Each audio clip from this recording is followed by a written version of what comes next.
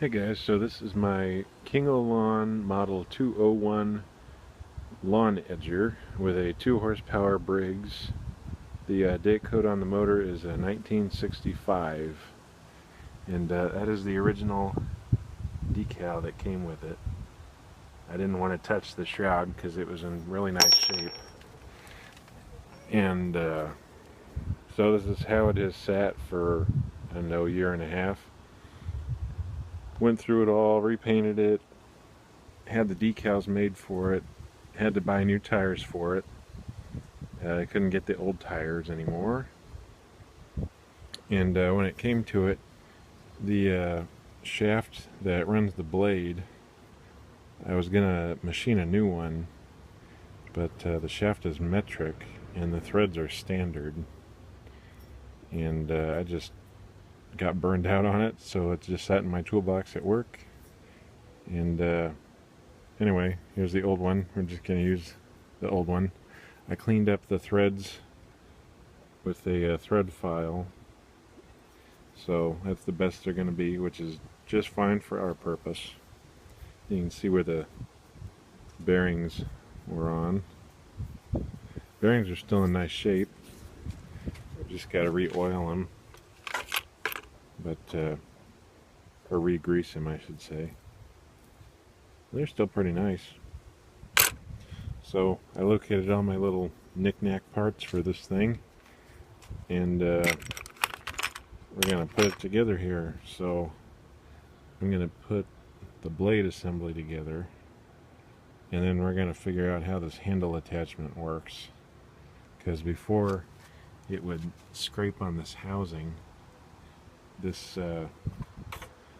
rod with a handle up here would control your wheel height, and the way they have it, it hits your recoil starter. So maybe there's a different way around it, but we'll find that out. I did wash it off, and there was paint in the gas tank. There's not paint in the gas tank. There was water in the gas tank before I washed it, so got to deal with that. But in the meantime, I'll tackle that blade here, and we'll get going on that. So I got the shaft in. It went fairly smoothly through a process of elimination. Some of the pictures I've seen of these have a little U-shaped belt guard that kind of just sits over that, so I might just fab one of those real quick at work out of some thin gauge steel and some tin snips, and then just tap these two holes. Now it's pretty simple. I have an aftermarket Oregon blade 40-131. That's the aftermarket. I did fill this with grease, even though I did kind of pin over the grease nipple there, but we'll just get a new one and grease it as needed. I'm curious to why the belt angle is slightly off, but I mean, you can't adjust it any, so that's how it is, I guess. And that's butted all the way up against the engine. That's as far as I can get it. So 27-inch belt on it. It's pretty tight, so it's got to work that in. KingOLawn did have it figured out, though, with these big wing nuts.